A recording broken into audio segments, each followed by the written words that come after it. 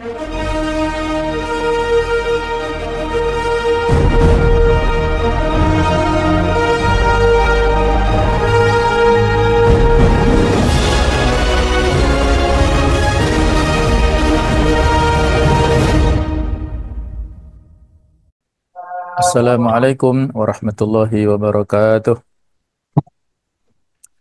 Alhamdulillah, alhamdulillahilladzi hadana li hadza wa ma kunna linahtadiya laula an hadanallah.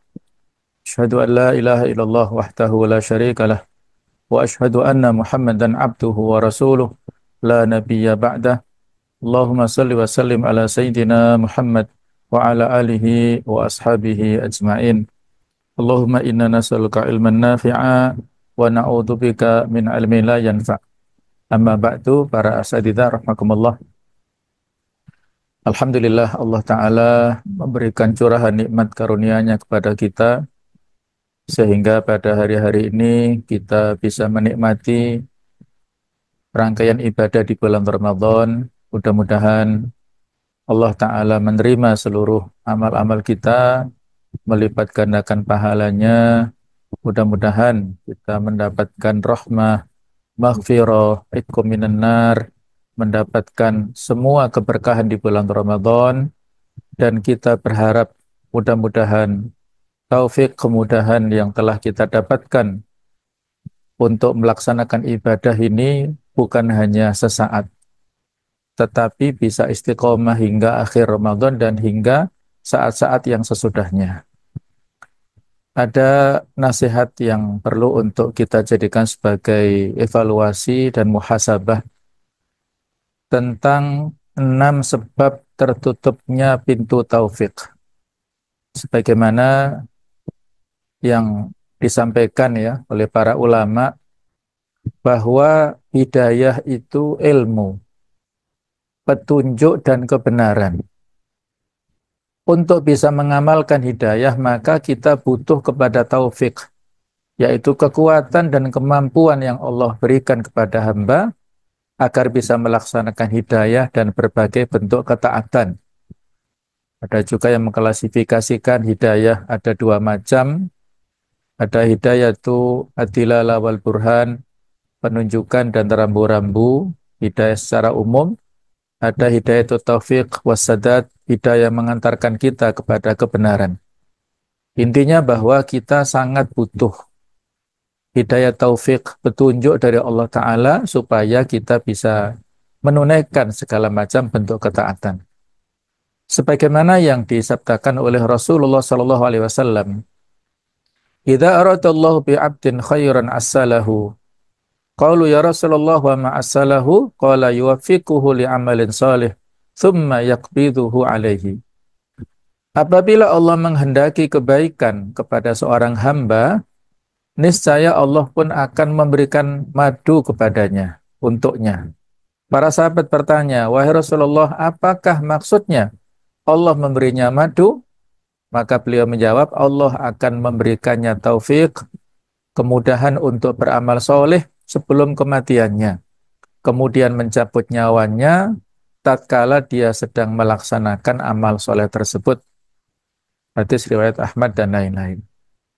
Kita semuanya pasti berharap husnul khotimah, meninggal dalam keadaan yang amal-amal yang terbaik. Allahumma inna nas'aluka husnul khotimah wa na'udzubika min su'il khotimah. Allahumma ja'al khairu a'malina awakhiraha waj'al khairu a'marina khawatimaha waj'al khairu ayyamina yauma nalqaka fihi.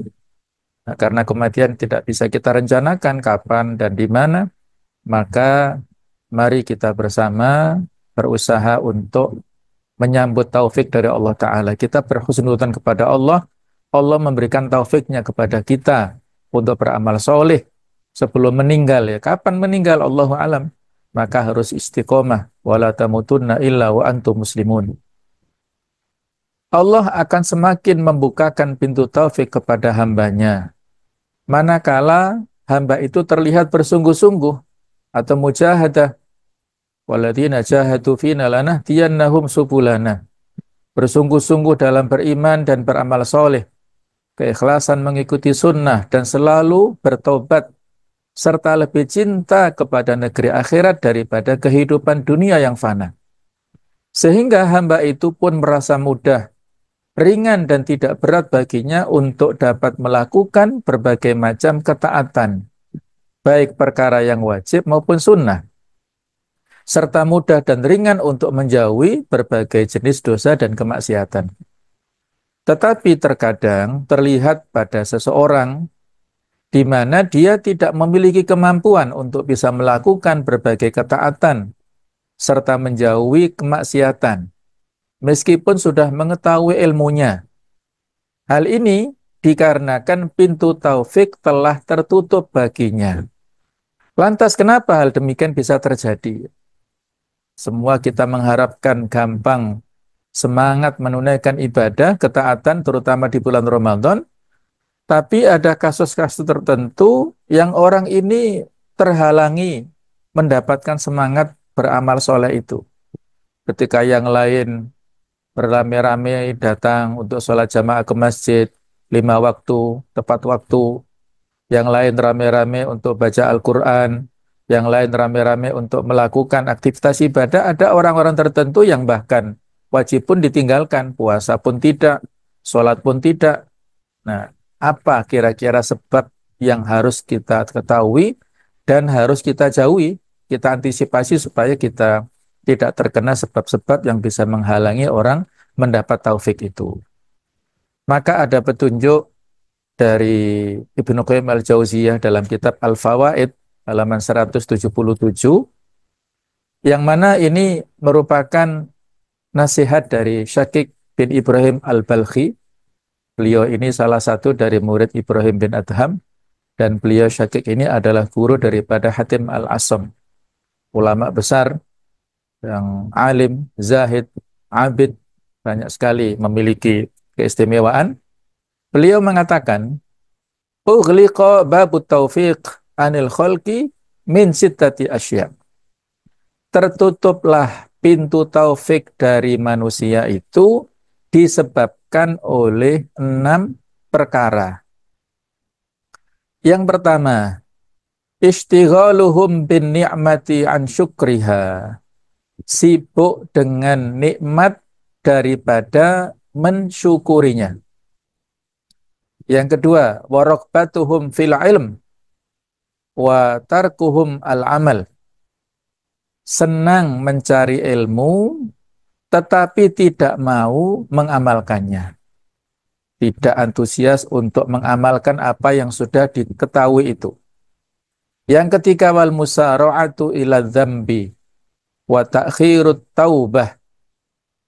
Bersegera, cepat-cepat dia melakukan dosa, ya, artinya sangat antusias melakukan kemaksiatan, tetapi dia lambat dalam bertaubat. Yang keempat, wal iqtiraru bi suhbatis sholihin wa tarkul iqtida' bi fi'alihim. Terperdaya dalam bentuk pergaulan dengan orang-orang soleh, tetapi tidak mau meneladani amalan mereka. Berinteraksi dengan ulama atau para solihin, tetapi tidak mengambil qudwah hasanah dari pergaulan tersebut. Hanya membangga-banggakan saja. Oh, temanku kiai, temanku alim, begini begitu, tapi tidak ada dampak positif untuk orang ini. Yang kelima, wa idbarut dunya anhum wa hum yattabi'unaha. Ketika dunia akan meninggalkan mereka, tetapi mereka justru mengejarnya. Dunia akan pergi, tapi justru dikejar-kejar oleh orang ini. Dan yang keenam, kebalikannya, wa iqbalul akhirah alaihim wa hum mu'riduna anha. Ketika akhirat itu datang menemui mereka, tetapi mereka justru berpaling darinya. Inilah 6 hal yang harus kita waspadai supaya pintu taufik Allah tidak tertutup bagi kita. Nah, coba kita tadaburi, kita hayati masing-masing poin ini. Pintu taufik tertutup disebabkan orang ini sibuk dengan nikmat daripada mensyukurinya. Yang membuat hati resah ialah kurang mensyukuri nikmat dan merasa selalu kurang dengan karunia Allah Ta'ala. Orang yang tidak qanaah dan selalu merasa kurang dengan pembagian rezeki akan berupaya mengejar dunia. Biasanya orang seperti ini dalam hal dunia yang dilihat itu orang yang lebih atas. Ketika soal rumah yang dilihat yang lebih besar, yang lebih mewah, soal kendaraan yang dilihat yang lebih bagus, yang lebih nyaman, soal harta, soal pangkat jabatan yang dilihat itu yang lebih atas, sehingga dia tidak bisa bersyukur, tidak bisa qanaah atas pemberian Allah Ta'ala ini. Waktunya sibuk untuk mengejarnya dan mengesampingkan dirinya untuk memuliakan akhirat. Penyakit inilah yang membuatnya tidak lapang dada dan tidak berprasangka baik kepada Allah Subhanahu wa taala. Seolah-olah merasa dirinya yang paling menderita sedunia, yang paling banyak dicoba oleh Allah Ta'ala. Allah Ta'ala berfirman, "Walau basatallahu rizqa li'ibadih, la baghaw fil ardi, walakin yunazzilu biqadari ma yasha, innahu bi'ibadihi khabirum basir." Dan jika Allah melapangkan rizki kepada hamba-hambanya, tentulah mereka akan melampaui batas di muka bumi ini. Tetapi Allah menurunkan apa yang dikehendakinya dengan ukuran. Sesungguhnya dia maha mengetahui keadaan hamba-hambanya, lagi maha melihat. Surat Asy-Syura ayat ke-27 ya. Allah maha tahu dengan kemampuan hambanya.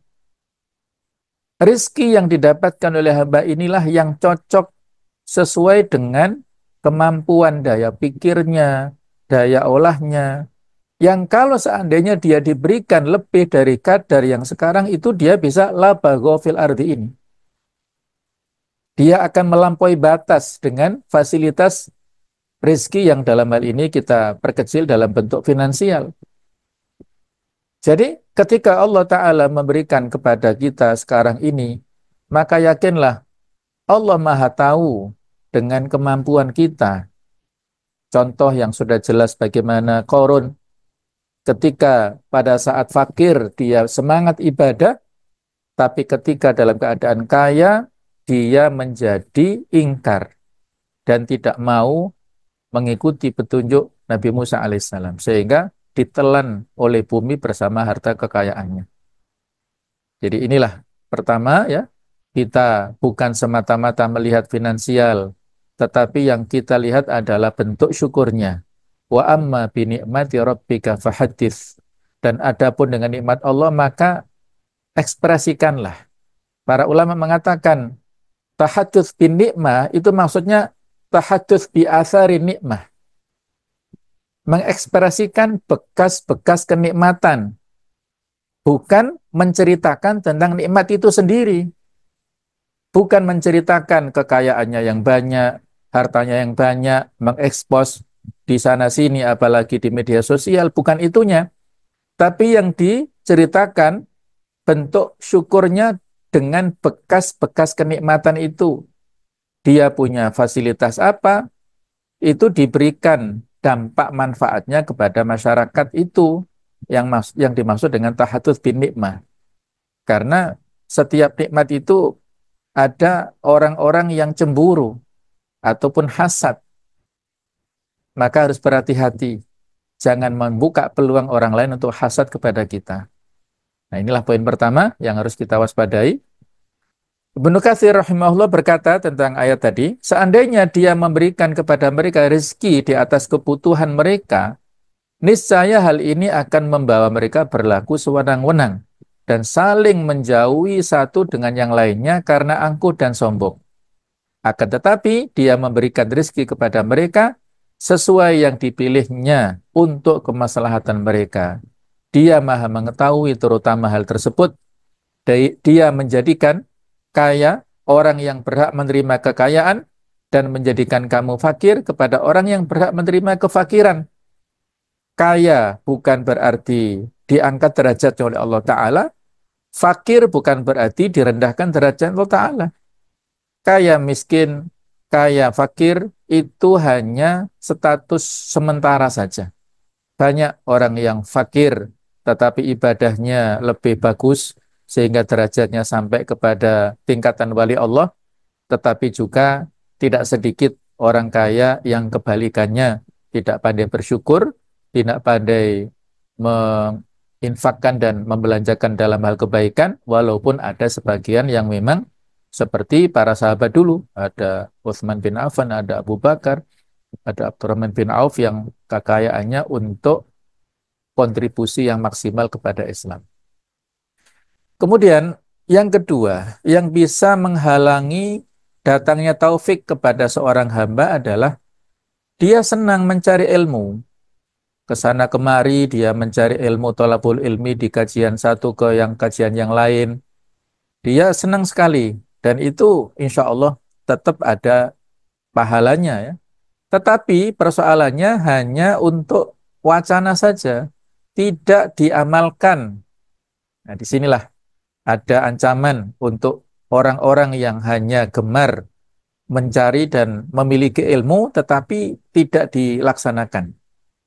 Dalam hadis dikatakan yuja'u birrajuli yaumal qiyamah fayulqa finnar. Nanti di hari kiamat didatangkan seorang yang akhirnya kemudian dilemparkan ke neraka. Fatantaliku aktabuhu finnar. Usus-ususnya pun terburai di dalam neraka. Fayaduru kama yadurul himaru birihahu. Lantas ya orang ini berputar-putar seperti keledai memutari penggilingannya.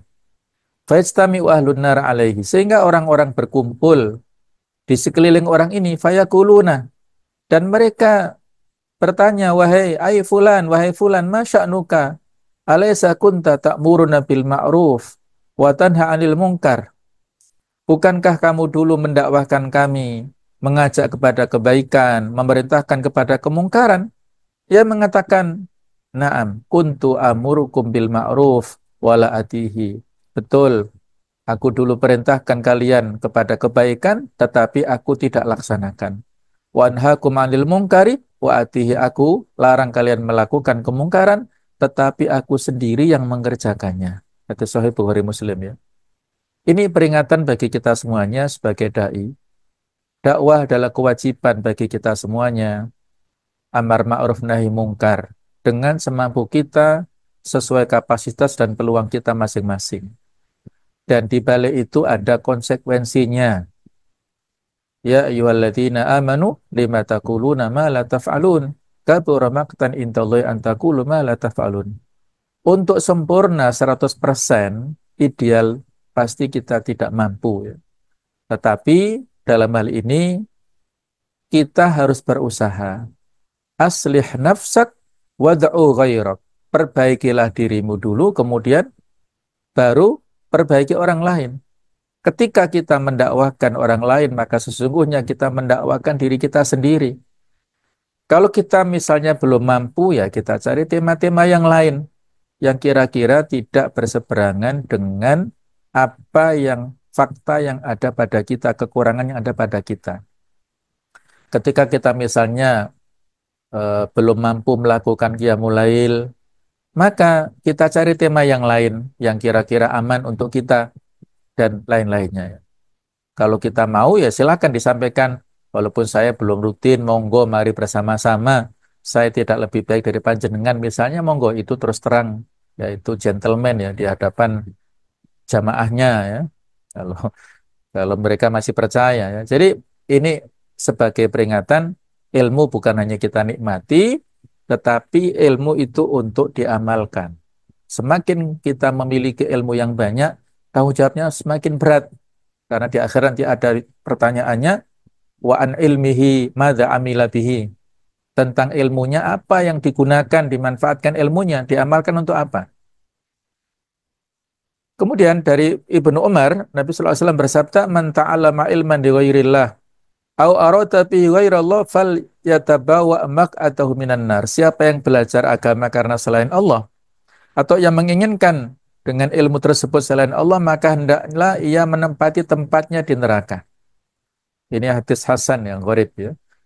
Jadi belajar bukan untuk berdebat, niat belajar yang benar adalah untuk memperbaiki diri sendiri terlebih dahulu. Bukan hanya untuk ya sekedar sok-sokan gagah-gagahan, tetapi kita perbaiki diri kita lebih dulu. Kemudian Ibnu Mas'ud juga mengatakan, man ta'allama ilman lam ya'mal bihi lam yazidhu illa kibran. Siapa yang belajar ilmu agama lantas ia tidak mengamalkannya, maka hanya kesombongan pada dirinya yang terus bertambah. Maka hati-hatilah ya, jangan sampai kita salah niat.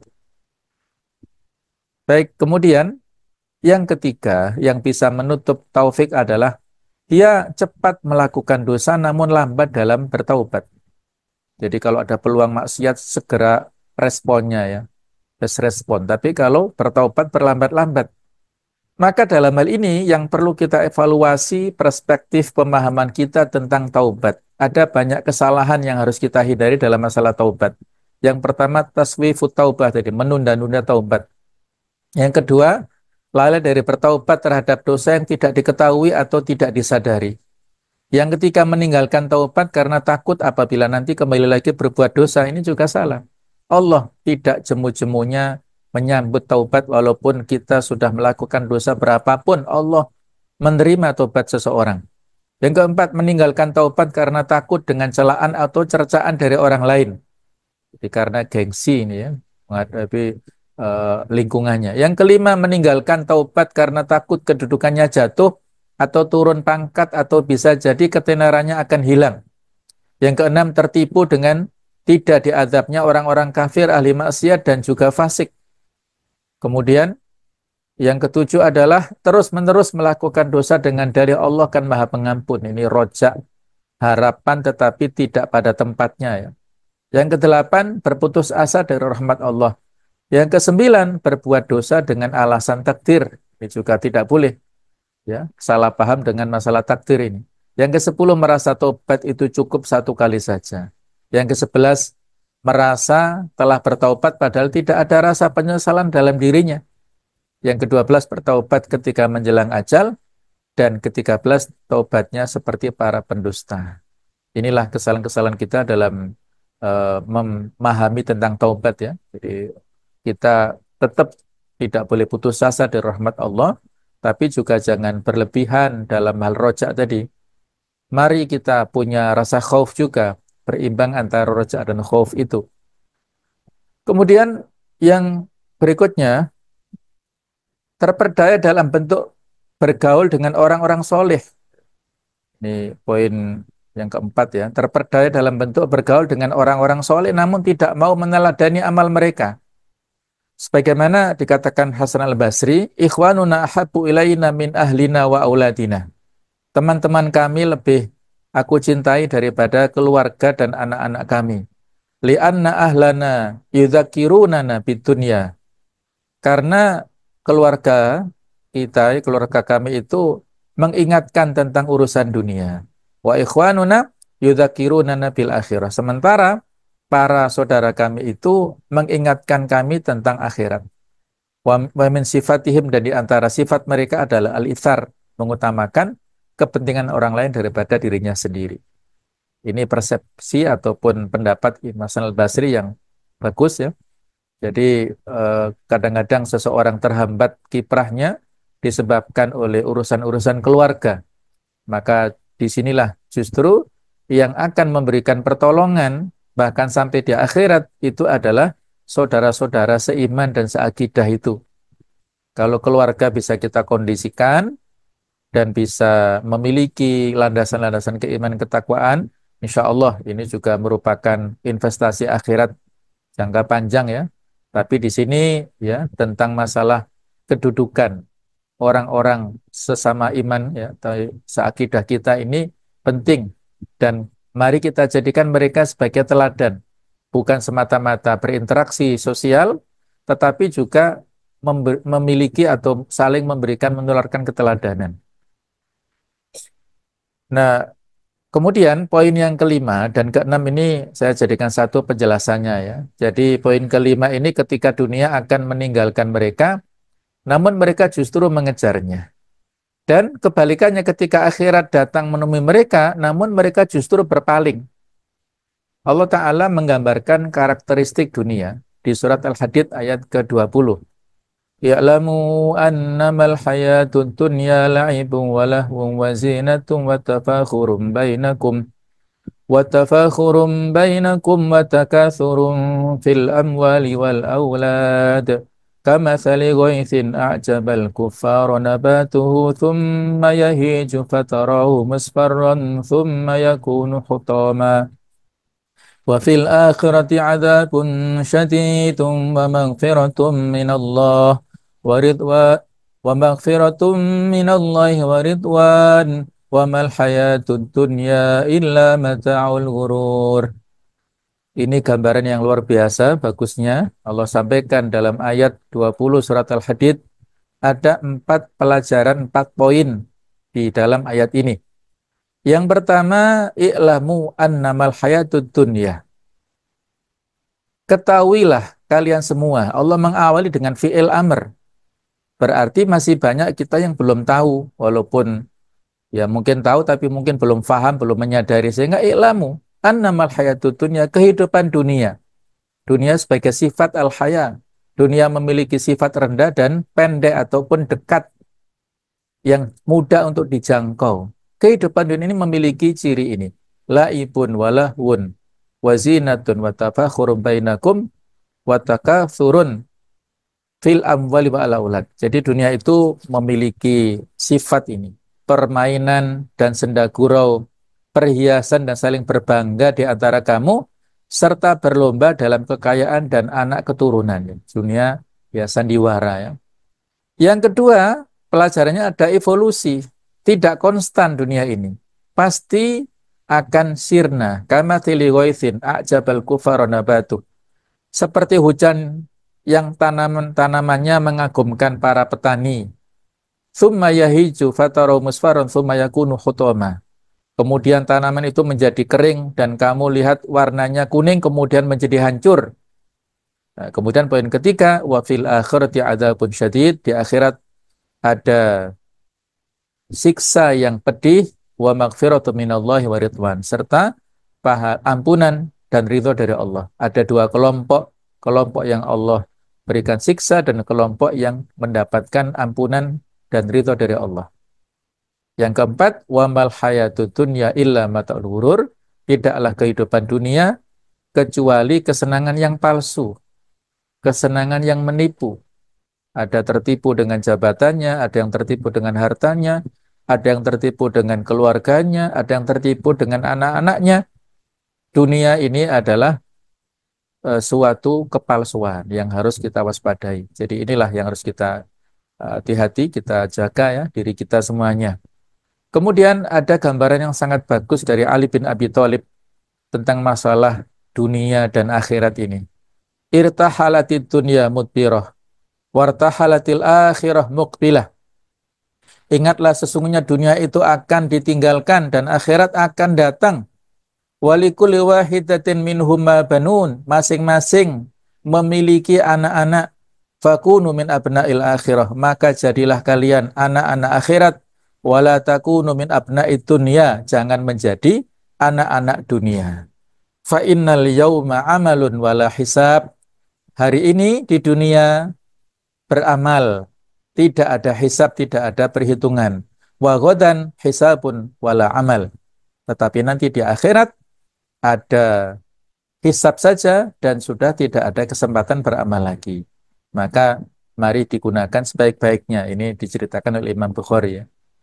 Kemudian dari perkataan tersebut para ahli hikmah membuat statement ad-dunya mudbirah wal akhirah muqbilah. Dunia akan berlalu dan akhirat akan datang. Fa'ajabun liman yukbilu alal mudbirah wa yudbiru anil muqbilah. Maka betapa mengherankan ada orang yang menyambut pada yang berlalu dan meninggalkan apa yang datang. Ya, seperti kita kedatangan tamu. Wong tamunya itu sudah mau pergi kok malah disambut, tamu yang datang malah ditinggal keluar. Ini aneh. Nah, itulah kurang lebih gambaran dunia dan akhirat. Dunia akan pergi, akhirat akan datang. Maka harusnya akhirat disambut, dunia ya di biasa-biasa saja, tidak perlu dikejar-kejar ya. Nah, baiklah ya. Inilah 6 petunjuk 6 informasi, 6 hikmah yang bisa kita ambil pelajaran dari Syakik Al-Balkhi ini, 6 pintu taufik, 6 sebab yang bisa menyebabkan taufik kita terhalangi, kita sibuk dengan nikmat daripada kita mensyukurinya.